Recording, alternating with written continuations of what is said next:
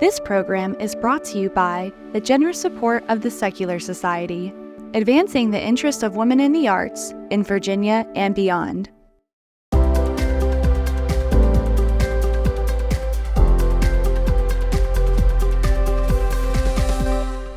Hi, I'm Rose Martin, and this is Real Life with Susan HARF, our very favorite life coach.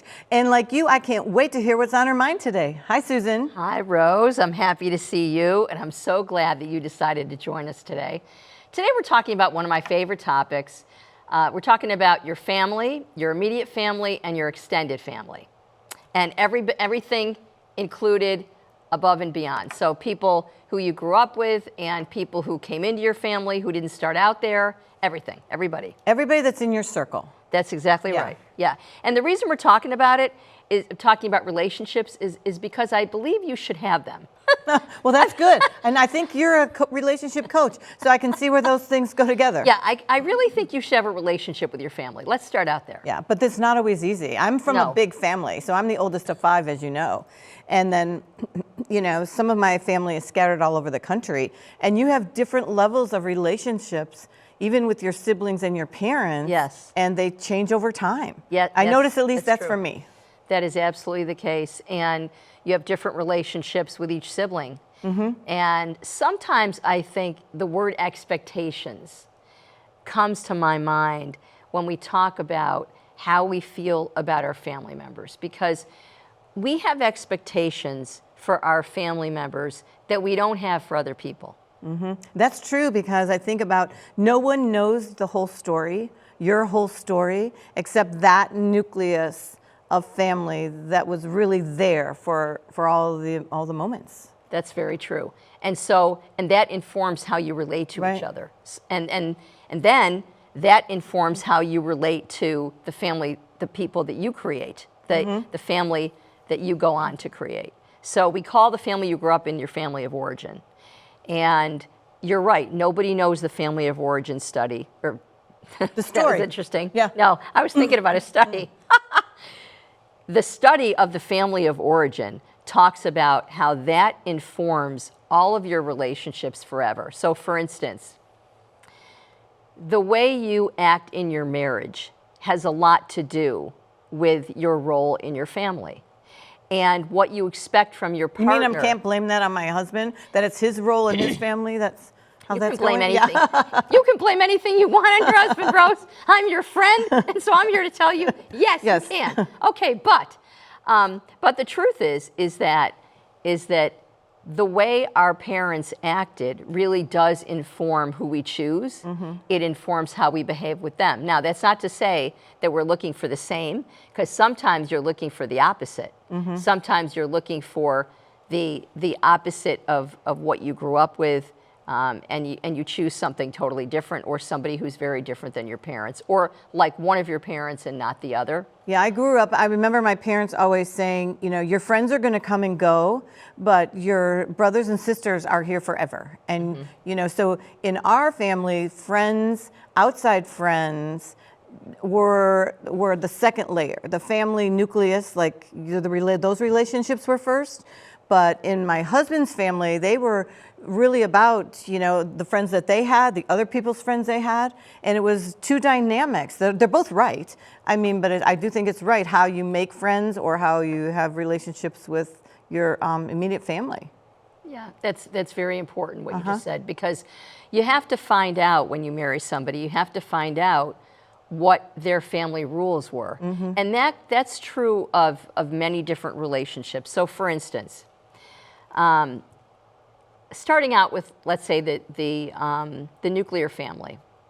Your parents have a dance, and they're going to do that dance all through the time that you know them. And there are things about their relationship that you love, and there are things about their relationship that you're never going to love. And I find adult children reacting to those. And so what I say to people is, your parents are not going to therapy. And this is the first time they've been your parents. That's right. That number one, yes. I used to say to my older one all the time, forgive me, but you just happen to be the one I'm practicing on. I didn't do this before, sorry. But truthfully, the parents they're not going to therapy. They don't want to change. They have no interest in changing. So it's up to you to figure out, how are you going to accept them as they are?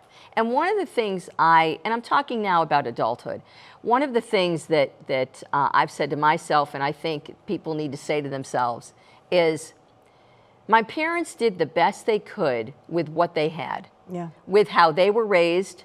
They were a product of how they were raised and the people that raised them. And I always say this, we all went to a school to learn how to be a human being, and nobody went to Harvard. So nobody's family was perfect. Nobody's family did everything right. So your parents have that dance, and one of the things you can do in adulthood is to forgive them for anything they did wrong, for anything that they did with you that you don't think helped you, for anything that was less than perfect. It doesn't mean that you have to like that. It doesn't mean that you have to not acknowledge that to yourself. You have every right to acknowledge it. But it also doesn't mean that you need to blame them then for how you are, because there comes a point where how you are is up to you. And it's not necessarily, first of all, it's not your parents' fault, and it's not just the result of your upbringing, it's what you've chosen to do about it. Do you think that same thing, if you flip it, that grandparents or parents of adult children need to accept their adult children for how they are now and realize that, now they're making their own decisions and I need to accept them for who they are and the person they've become now? You're so wise, Rose. You really are. So that would be a yes. That's a very, very big yes. And I think that is something that people need to learn. People need to be open to learning. Because as a mother of adult children, I have a 41-year-old and I have a 36-year-old.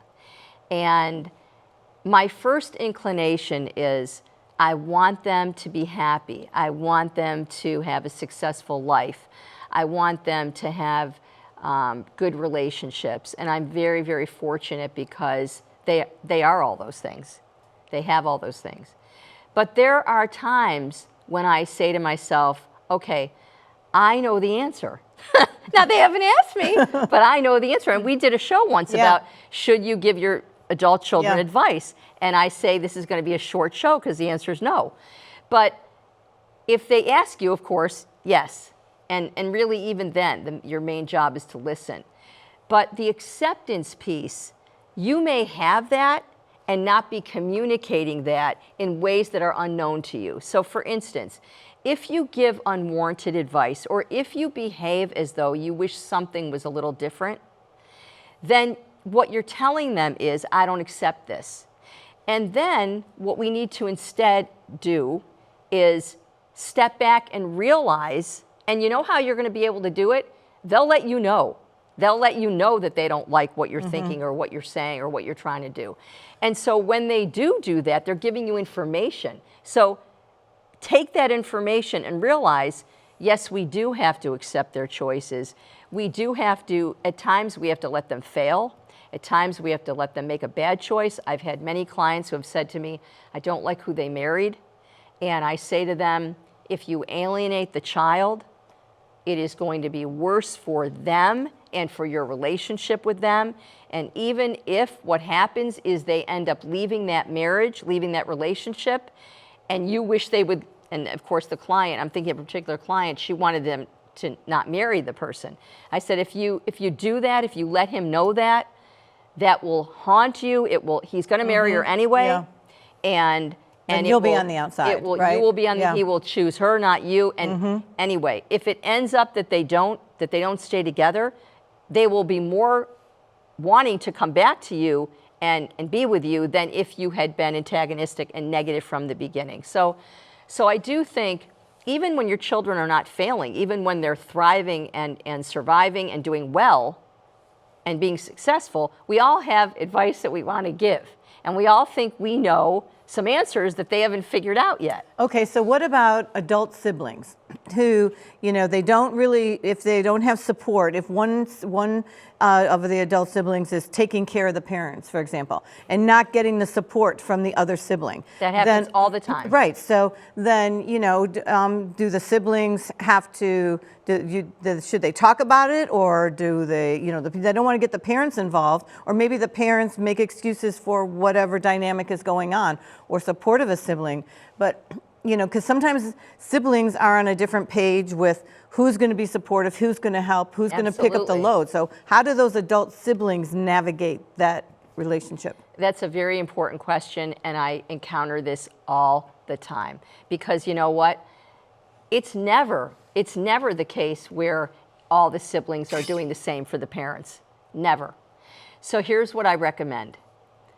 Number one, keep doing, if you're the person that's doing the managing of the elderly parents, is that what you're referring to? Yeah. Keep doing what you're doing. Don't think to yourself, well, why am I doing all this? Because you know what the answer is? Because that's the kind of person you are. You want to do that. Keep doing what you're doing.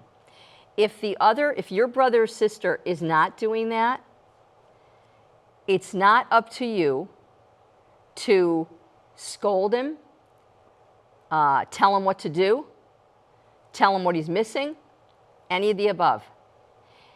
It's also not appropriate for you to try and direct the relationship that he's going to have with you or the parents. So, and here's why. Because whenever people try and do that, they come to me and they say, I'm so upset with how I acted with them. I'm so upset that they allowed me to get out of control, or to end up telling them all the things they're not doing, or how disappointed I am with them. You know what? They know. They know what they're not doing. They absolutely know what they're not doing. I think sometimes we wonder about that, because if you're the caregiver, you're tired. You're right? exhausted. And you're exhausted. And you exhausted. think you can see what I'm doing, Right. and you're just stepping back and not helping. Yeah. Well, or you're not making the best decisions based on how we were raised or how they taught us to act. I'm not, so let me clarify too, because that's a very good point. Definitely have a conversation and say, I'd like to collaborate on this. I'd like us to talk about what we're going to do together to help our parents. I'm talking about in situations where you've had the conversation and it's not working, and they're not doing it, and they're not stepping up. If you're somebody who shows up, then you keep showing up, because that's what's going to make you feel good. I've had people say to me, when there isn't an elderly parent involved, I've had people say to me, you know, I'm always the one getting my siblings together. I'm always the one planning the vacations, or planning the get-togethers, or I'm the one on the phone. They never call me. They never want to find out how I'm doing. And I say to those people, keep doing it, because that's who you are. Don't look to, sometimes they'll say to me, well, I don't want to call them anymore. Okay, don't. See how that makes you feel. It doesn't make you feel good, because that's not who you are. So if you're somebody who does the right thing because it's the right thing to do, keep doing it. If you're somebody who wants to be there and wants to show up, absolutely do that. Now, that does not mean to say that you can't say to them, I miss you, I wish I would hear from you more. You can drop those hints, you can say those things, but to then define a relationship based how they act, don't do that. Don't do that. Don't look for the person who's doing the wrong thing to be your teacher. That's not what you want to do. That's not going to make you feel good. And we can't, I guess, look to them to do the right thing, because it may never happen. Yes, and the really exciting part of this, you can give to them what they're not giving to you. Because I don't really think that when they don't call you, it's not as though they're sitting around saying, I'm not going to call them. They're not doing that. They don't think about it. Well, maybe they're just not showing up for mom and dad either. And you are absolutely right to have an opinion about that. You can have all the opinions you want. Tell me, tell Rose, tell a friend. But when you instead create a harmful relationship with them by calling them names, telling them how horrible they are, that is not going to make you feel good. So I'm saying stick to what you know your truth is, and act like you act. you can still, and I'm not even telling you, I'm not saying this sibling has to become your best friend or your best sibling and somebody that you respect. You don't have to respect them. But if you can, don't you make the move to cut off the relationship with them because they're acting wrong. Know that they're acting wrong and accept the fact that you're different. And you're not going to predicate how you behave with them or how you take care of your parents or how you act in any situation based how they're acting. Because when you do, just remember, you're making them your teacher. You don't want to make them your teacher. Right. You don't want to be them. You don't want to act like that. Yeah, and I think that would hold true too to the negotiation. If siblings are getting along and working together, but they have different opinions on what should happen next with mom or what should happen next with dad, or even us as if we have adult children, thinking between us, what should we do next, and don't agree. So there's a negotiation for what the next steps need to be. There is, and that's very, very hard when you don't get along. It's very tough, and I or just if you have different opinions. Even if you do get along, but maybe you're not close because of proximity or whatever. Right. But you have different opinions on what should happen next. So generally what I say in those cases is, do you want to be right or do you want to be happy? So there are times when you have to acquiesce what you believe you want to happen to make it a more harmonious situation if what they want is not harmful. So, sometimes you can't have two decisions operating at once. You have to make a decision. And sometimes you have to acquiesce to the other sibling about your parents or about what's going to happen. And it's very, very tough. It's a very tough situation. I also want to talk for a couple minutes about people who come into our lives who didn't start out there. So your son and daughter-in-law and their families. Because, when you get married, you inherit a whole family. Whether you know it or not, you do. And one of the things that I believe it behooves you to do is to study a little bit, make a study of that family. Take a look at the family and figure out what are their rules. Because their rules are not going to be your rules. They're not going to be the same. And as much as you can, try and do their rules. Try and make them comfortable by not trying to buck their rules, because you're not here to change them or to change their rules. So, for instance, family holidays. In my office, if I had a dime for every time people want to come in and talk about they're arguing over who they spend the holidays with or all of that. That family had a long-standing tradition before you showed up. And let's say it's your son-in-law, and it's a very important value in their family that he is home for all the holidays.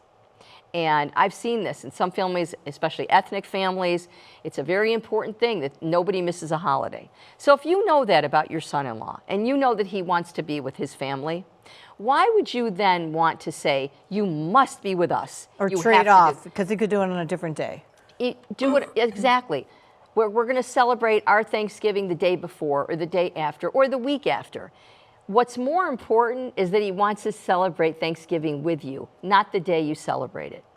I noticed that in my daughter-in-law's family, who we're very fortunate because we love them and we love the whole family, and it's a very big it's a big family. There are several siblings, they have kids, etc. And they all live in the same city. They all live there. Wow. And so I noticed that they want to have families, they want to have holidays together, and the whole family comes. And I realized for Thanksgiving, for instance, if I want to be with them, I need to go there. And you know what? We do. And you were included, though. We are included, and that's what I'm so grateful for. I don't think about that it's not in my city. I think about how wonderful it is that I get to be with all of them. We have such a wonderful time. It's fabulous. And this is where she wants to be, my daughter-in-law. This is where her parents want her to be. This is where they all want to be. They all want to be together, and we love being with them. And it's just a gift to be able to go there. But there are some families that you wouldn't be included. You wouldn't be welcome because of their family unit is how they do it. That's exactly right. So instead of thinking the wrong thing, we need to think about the right thing. So if you're not included with them and you want to be with your child, then you need to negotiate with her or him and say, is it possible that we could do it every other year, or could we do it the week before or the week after, like we were saying earlier? What's important is the togetherness. Don't stand on ceremony as to when it is or how it is or how often it is. I don't think you can force it either. So let's say those rules of the person you married aren't the same as your rules, but they don't, you know, if they don't have the close relationships or they don't even want the close relationships, it wouldn't be up to you to force them into a relationship that never existed for the 20 or 30 years before you got to know them, or haven't existed the 30 years since you've been married. I mean, that's kind of, they defined that relationship and how they are with their own siblings. Correct. And it wouldn't be fair or appropriate to say, well, you know, I'm really close to my sister and I think you ought to get a lot closer to your brother. Yes, no. That is, I just said yes and no. Exactly. You don't do that. It's not up to you. That's not your purview. Right. It's not up to you to tell somebody else how to navigate. Unless they say to you, you're really close with your sister. How did you get that? What did you do? Now I want to talk for a couple minutes because I didn't want to make this a whole show, but I want to talk about family disengagement because it is so prevalent right now. I am hearing it from all sides. I'm seeing a lot new in the literature. I'm seeing a lot on social media. I am hearing a lot from clients.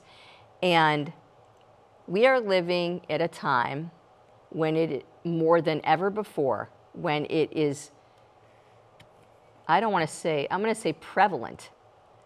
It's rampant, where people are canceling their parents. They are divorcing their family, particularly the parents, where they're not doing what we said earlier, accept them for who they are. They weren't perfect and they're not going to change. Now, the disclaimer is, if you were abused, this does not apply to you, because I have advised people to stop being in contact with people who abuse them. Yeah, there's never an excuse for that. No. However, the word toxic is coming up in too many situations, and I'm sick of it.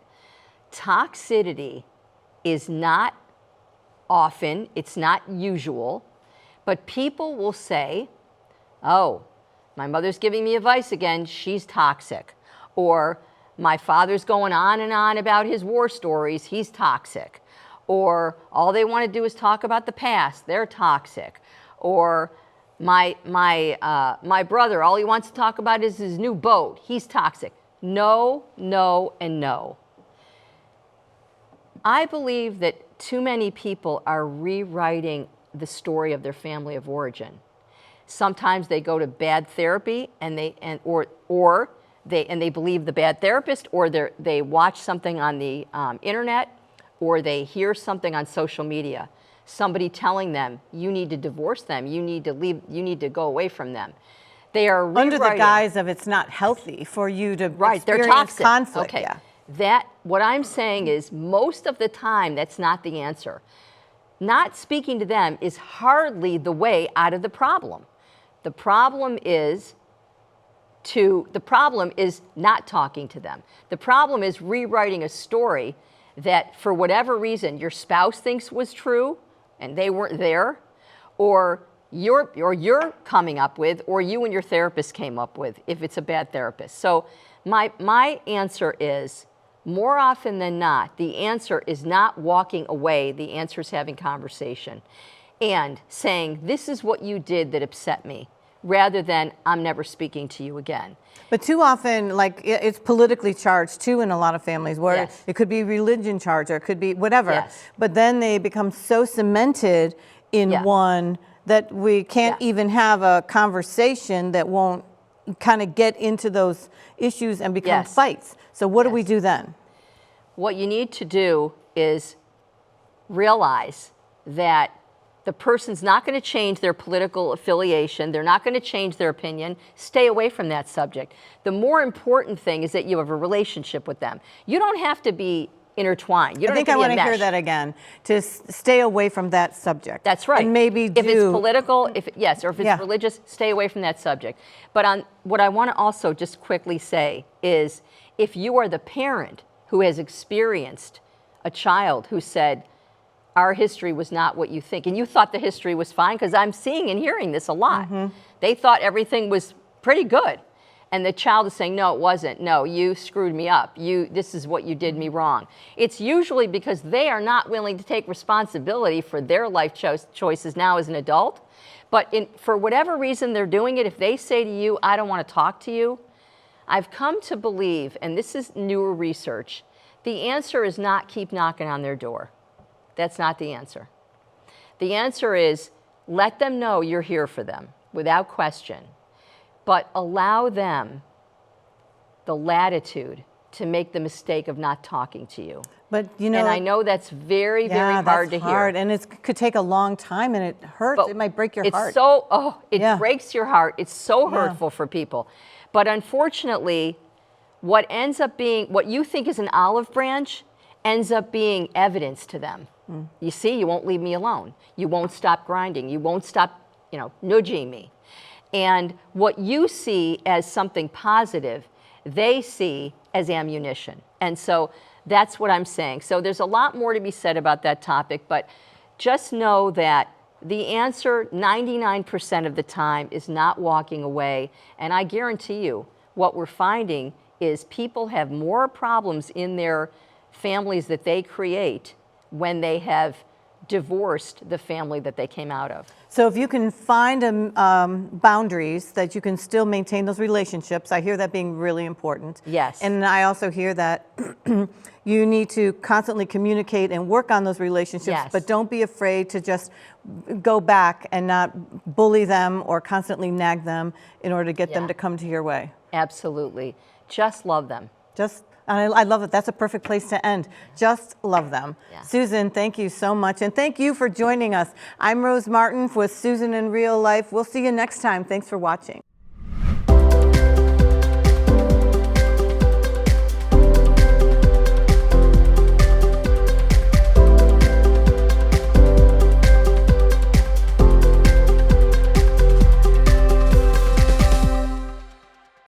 This program is brought to you by the generous support of the Secular Society, advancing the interest of women in the arts in Virginia and beyond.